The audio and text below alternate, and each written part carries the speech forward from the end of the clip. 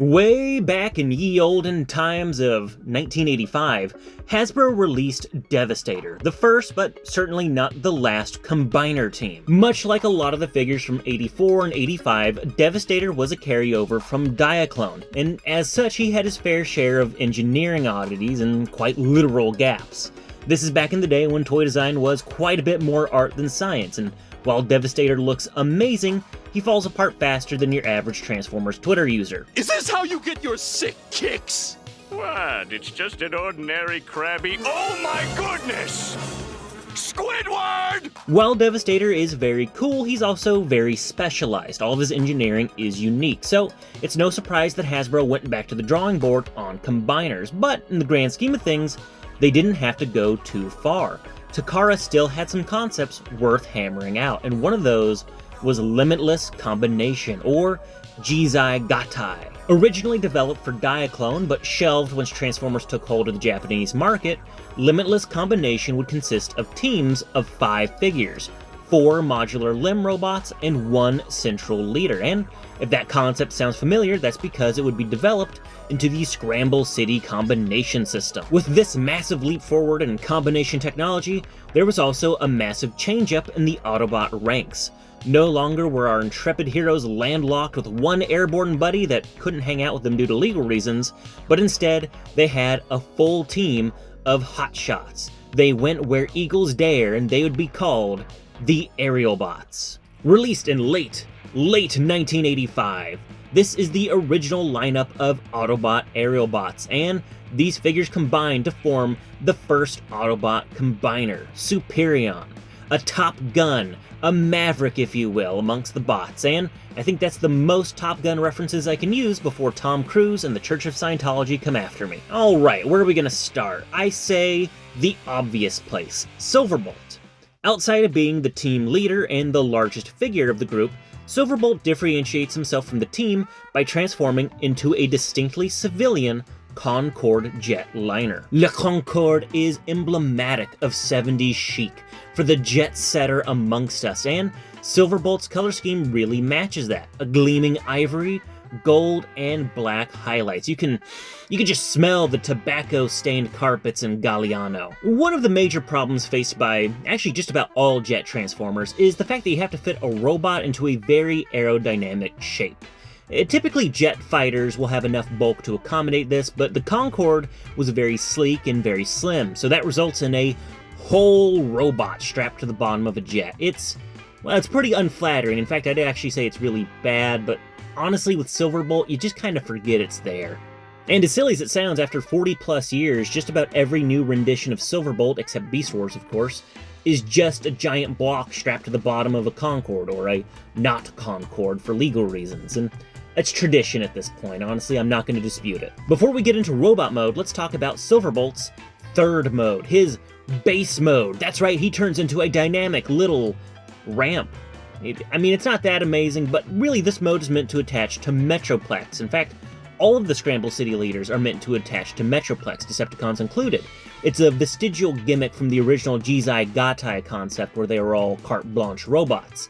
You can actually learn more about this in my Metroplex video. Now, as for Silverbolt's ramp mode, he was meant to have a small launching mechanism, not too different from the original Diaclone Convoy launcher, but this was neutered for the North American release for quote-unquote safety reasons.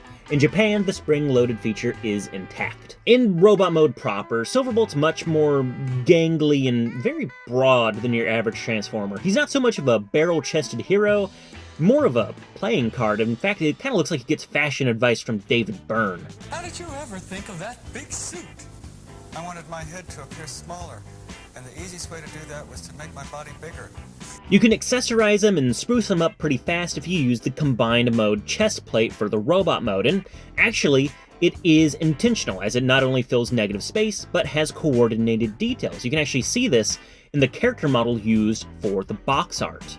He's much more dynamic with that addition, and in robot mode, you can really appreciate the off-white and gold tones. I mean, he genuinely really looks like he came straight from a 70s airport. A little less cosmopolitan, but still quite dashing, are his comrades. The rest of the Aerialbot limbs are pretty similar. In fact, they share the same engineering between them. The only real difference is the aesthetic preference. So let's start with Slingshot.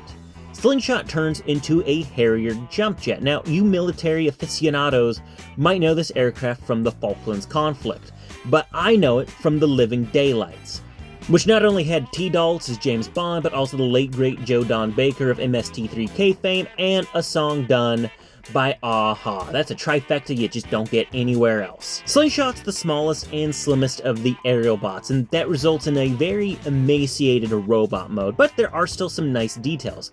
I like the engines on his wrists, and the head sculpt looks very dangerously like Leader 1 from the GoBots. Overall, he is very notable and a little charismatic despite his oddities. I think Air Raid is my favorite of the small jets, as he turns into a simple but eye-catching black F-15 Eagle, and I like how the wings are complemented by gold and red stripes. It reminds me a lot of the Toyota racing stripes you'd see on late 70s trucks, like Trailbreaker.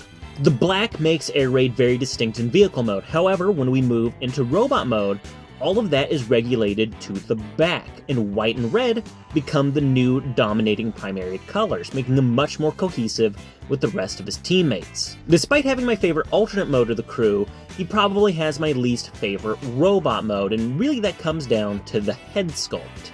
On a Scramble City Combiner, the heads of the limb robots pull double duty as the connecting peg attachments for the combined form, and as a result, the head sculpts are very blocky. They're all very similar, and most of the time, the face sculpts are pretty simple with shallow details. Unfortunately, the Aerialbots are very shallow and a little bland in some respects, and I think that might be because they were some of the first ones worked on by Hasbro and Takara.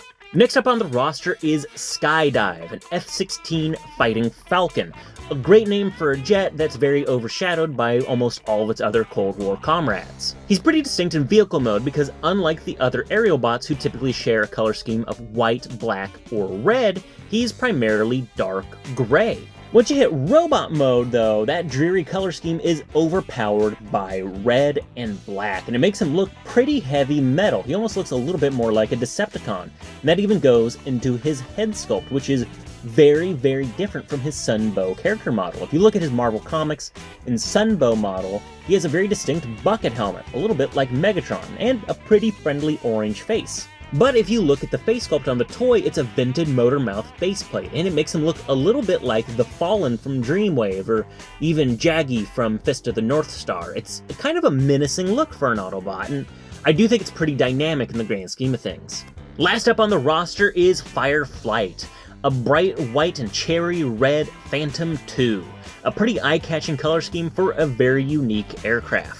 I think holistically speaking, Fireflight's probably my favorite of the Aerialbots. Even though he doesn't have my favorite alternate mode, the Phantom's still pretty eye-catching, and if you go into his robot mode, I think he has the best overall aesthetic. He might be a little basic, but I kind of feel like he's condensed jet Autobot. He's very heroic, and he looks very plainly like a good guy, and I kind of like that. He also has one of the better face sculpts of the crew, a basic mouthplate and a knightly visor, and that's good enough for me. 4 little robots, you know, that's pretty good. 4 robots and 1 team leader, that's pretty great. 5 robots that turn into 1 bigger robot, I'd call that 1 full combiner team. The might, tenacity, and piloting skills of all 5 Aerialbots come together to form Superion. Out of the Scramble City Autobot combiner, Superion's probably my favorite, though I do have a couple of caveats, a couple little asterisks there. The foremost, the fact that he is one hell of a beanpole. Silverbolt was already pretty tall and gangly, and then you combine that with 4 very thin jets as limbs, and you have a very, very lanky robot. Unfortunately, this lankiness leads to some actual problems for the toy. He's more than a little unstable. Because he's so thin, he's likely to topple over, and because of the very thin wings and the limbs, it's pretty likely that if he falls the wrong way, he's gonna break something. And I'm also sure you've noticed that I've combined Superion in a non-traditional way, and there's a couple reasons for that. Foremost is the fact that all of the joints on the wings are really, really stiff. In fact, scarily stiff on this copy of Superion. Combine a hinge joint that doesn't want to move with a thin piece of plastic, and you have a recipe for a broken toy. And we're not doing that with G1 Superion. That's all G2 Superion right there. The other thing you probably notice is my little bit of fan moding for the lower legs. Traditionally speaking, you're supposed to have the robot mode chest facing out for the shin of the leg and all of the jet hanging off the calves. Personally speaking, I don't like this. If you're going to have a giant robot composed of jets, I want to see all the cool jet detail, and flipping them around just hides that and results in a pretty bland robot mode. Honestly, this is why I like the Combiner Wars version of Superion better than the upcoming Generations version. The Combiner Wars one might be a little bit messy and it might be a little antiquated, but you get to see all of the cool jet details hanging off of Superion. It makes him look like a Gestalt robot, you know, the thing he's supposed to be. Whereas the upcoming Generations one is based primarily on the Sunbow model, which simplifies all of the details for the sake of animation, and it results in a pretty bland looking robot, at least in my opinion. And don't get me started on the whole combiner skeleton thing. It goes against the entire idea of Scramble City, modular components working together. That's why they're proportioned the way they are. You need a combiner skeleton for someone like Radine or Devastator or Road Caesar, characters that are very disparate when combined together. The entire point of Scramble City was the you know what? Never mind. I'm not going to talk about it. We're going to get back to G1 Superion. Look, even though he's very gangly, Superion does have a very cohesive robot mode. And I really do like all of the extra details. I like the new head, which is a little weird because typically speaking you see Superion in media with a faceplate, not unlike Soundwave or Optimus Prime, but here he has very, very plump lips, which I think maybe Studio Ox and a couple of the Japanese manga portray, but he looks better with a faceplate, let's be fair here. And unlike some of the other Scramble City combiners, which can look a little messy due to all the characters' unique color schemes, Superion's team colors really come through here. He really does look like a united front. And you know what? Team is actually the best way to describe the Aerialbots. More so than any of the other combiner groups, these guys work together as a unit. They're almost never seen without each other's company. Whether that's in the Sunbow cartoon, or the Marvel Comics, or even IDW or Skybound's reinterpretation of Generation 1. They're almost always together. Looking over their original bios and characterizations, the Aerialbots really follow boy band rules. A little weird, but let me lay down this beat and see if you pick it up here. Fireflight, he's the sensitive one. He's a tender soul, soft and caring. Then you've got Skydive. He's a little cold and a little aloof, but maybe that's just because he's socially awkward. He loves history, science, and technology. Then there's Air Raid. He's more than a little bit of a bad boy, but that's just because he's bold and brash and willing to take risks where others won't. Then there's Slingshot.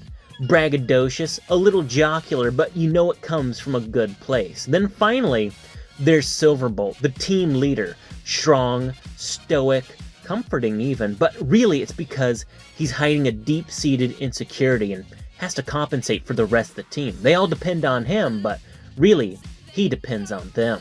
And yes, all of these bios do sound like they're from a Transformers dating game, which would probably make Hasbro a whole boatload of cash thinking about it. I joke about their boy band personas, but you know, they do have a little extra depth. They have that little extra touch of character. You know, Fireflight might be a daydream believer, but that leads him to being very absent-minded, so much so he crashes into everything and everyone. Skydive's a little bit of a dick sometimes, Air Raid is too much of a wild card, and Slingshot's braggadocio comes from a genuine place of insecurity.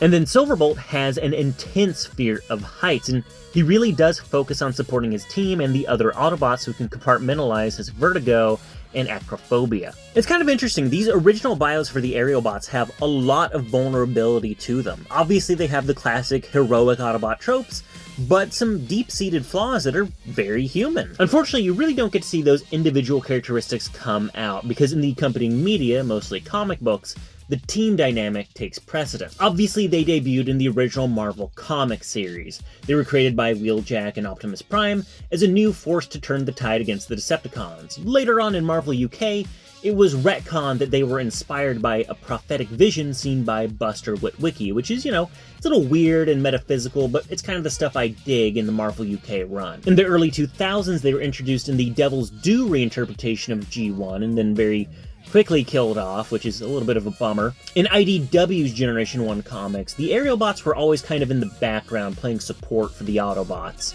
It wasn't until later on in the post-war era that they were captured by Megatron and forcibly turned into a Combiner that we got to see Superion. While Superion and the Aerialbots come to the aid of the fledgling Autobot government led by Bumblebee, they are very quickly dispatched by Devastator, leading the charge of a Decepticon insurgency. Much later on, Superion's remains were recovered by the new Cybertronian government, now led by Starscream. He was looking to repair the team as a new weapon of mass destruction or deterrent against any future insurgencies or invading forces. Starscream puts Wheeljack in charge of the program to rebuild Superion, but even with all of his technical knowledge at his disposal, there's one thing he can't fix. Slingshot, one of the original members of the Aerialbot team, had died, leaving Superion without a limb. This is where the legendary, fan-favorite Alpha Bravo enters the story. A brave Autobot looking to honor the memory of Slingshot by taking his burden as part of Superion. Needless to say, this responsibility weighs heavy on Alpha Bravo, but he takes it and uses it to forge a stronger team. So much so that it's a completely different team once he joins, so we're going to shift away from IDW and focus on the Aerialbots' main claim to fame, the Sunbow cartoon. Season 1 of the original Sunbow cartoon's really straightforward. Autobots versus Decepticons over an energy resource. That's not to say it isn't fun and interesting, it's just that Season 2 is really where Transformers hits its stride. This is where the characters really start to shine and go on really bizarre adventures. Watch out, Spike! I'm driving for a layoff! It's called a layup, Prime, and watch out for tracks!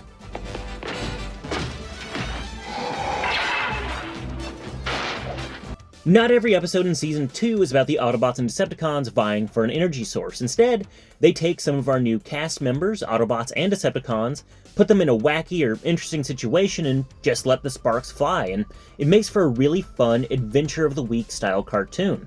From Hoist Goes Hollywood to a Decepticon Raider in King Arthur's Court, you never know what you're gonna get, but you know it's going to be interesting. While the Aerialbots were introduced in Season 2's Key to Vector Sigma, most fans remember them for War Dawn, and this is a really interesting character spotlight episode. War Dawn starts the way you'd expect just about any G1 episode to start. The Decepticons are causing problems and shenanigans, and the Autobots are there to stop them. A whole bunch of US dignitaries have been taken as ransom, and unlike your average airplane hijacking, it's actually the plane taking the hostages. The Aerialbots are in hot pursuit of the Decepticon Seekers, but really they're not really feeling it. They understand they're supposed to stop them because that's what the other Autobots told them to do, but why should they care about humans? Why should they even care about this whole war thing? While they do rescue the hostages, they're still kind of disillusioned by the whole thing. I mean, why are they even fighting anyway? The Decepticons seem like pretty cool dudes when you get down to it, and that's just because they really don't know any better. Optimus Prime even says they were only built a couple weeks ago. This is interrupted though because Teletran 1 detects more Decepticon shenanigans over on Cybertron, so they all climb on Omega Supreme and check it out, the Aerialbots in tow. Slingshot, Air Raid, Fireflight, and Skydive are all still kind of on the fence about this whole thing. Maybe we should just go talk to the Decepticons and get their side of the story. Silverbolt's not really feeling that either. In fact, he does trust Optimus Prime's opinion on these things, but he's kind of overruled, and the Aerialbots decide to go hang out with Starscream, Thundercracker, and Skywarp, and Starscream knows a fool when he sees one. Shock of all shocks, it was a trap. See, Starscream turned on the old Decepticon charm to lead the Aerialbots into the Chronosphere, a pretty cool sounding time travel bubble that sends the Aerialbots hurtling back in time 9 million years into the past. Luckily, these are almost immortal robots, so 9 million years in the past really doesn't mean anything. Cybertron's still fully populated, it's just not at war yet. This is Cybertron before the onset of the Galactic Civil War, and it's in a literal golden age. Everything is bright yellow, and the streets are literally paved with gold. Ha! The way people act around here, you'd think the streets were paved with gold. They are. Kind of like the beginning of a Dungeons & Dragons campaign, our group of heroes just wander around the docks until they find something or someone interesting, and that someone in this case is a plucky young dock worker named Orion Pax, a red, white, and blue robot that sounds pretty familiar. So they get a little on-site training, meet the Dock Workers Union, get a cup of coffee, and Orion Pax introduces the Aerialbots to his best friend and co-worker Dion and his #1 gal Ariel. They're gonna get married someday, you know. C'est la vie, say the old folks. You know, you never really can tell. In the middle of the workday, our intrepid crew get a glimpse of the Decepticons flying in the distance, and I tell you what, those Decepticons are pretty damn cool. Ariel interrupts this because she heard on the news that the Decepticons have been attacking cities, but Orion and Dion brush this off. Fake news, and you know what, even if it is true, that's what they got Guardian robots for.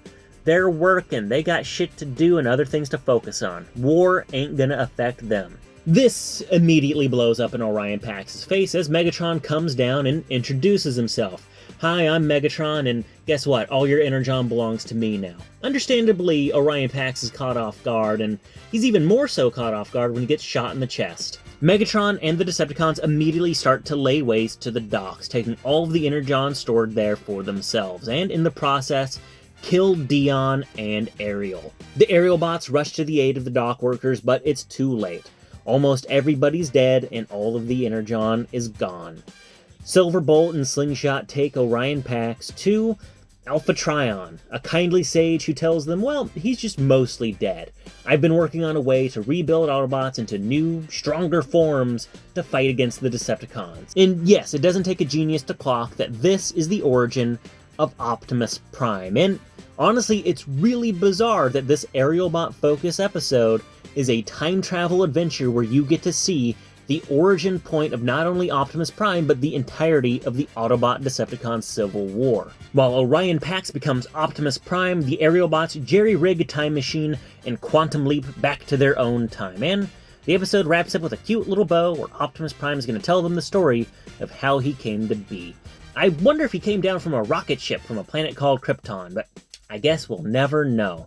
It's a pretty cute episode. It's just very strange that the Aerialbots solo adventure also happens to be the entire impetus of the Transformers Civil War. This episode almost feels like the writers were just watching City on the Edge of Forever from Star Trek's original series and were just like, yeah, we can do that, but with Transformers. That'd be neat. I like the Aerialbots quite a bit. They're my favorite of the Autobot Combiner teams, and they really have a dynamic look to them. Red, black, and white, really striking, and the fact that they're all jets, changing up the Autobot status quo, really makes them unique, and I like their personalities quite a bit. I wish those personalities got a lot more chance to shine in comics or cartoons, but they're still there. They still add a richness to the Autobot ranks. That's a depth that the Autobots really need. Obviously, there's a lot of great characters within the Autobot ranks, but they do get a little monotonous sometimes. Shaking up their dynamic with a team of hotshot rookie mavericks who are looking to prove themselves is really a great well of storytelling opportunity. And the Aerialbots just got introduced in Skybound's new ongoing Transformers comic, so that's going to give the writers new chances to develop their characters, give them new adventures, really give them character growth and opportunity, especially Slingshot. I can't wait to see what they do with Slingshot, and if anything ever happens to him, then that's when we get the Alpha Bravo miniseries, and once that finally gets published, then I'll really start caring about Skybound. Until then, it's Marvel UK and IDW for me.